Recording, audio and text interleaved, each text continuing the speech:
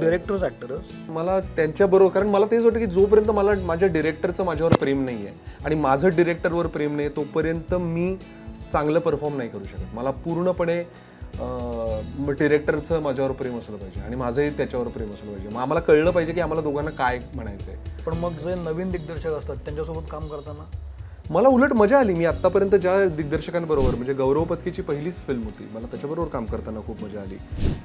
मी ज्ञानेशबरोबर जेव्हा काम केलं तेव्हा मला त्याच्याबरोबर काम करताना मजा आली. सारंगची पहिलीच वेब सिरीज होती तसं बघितलं तर शूट करताना मला उलट ह्या सगळ्या तसं बघितलं तर उलट मला खूप जास्त आरपारच्या वेळेस तर मी खूपच जास्त एन्जॉय केली ती प्रोसेस.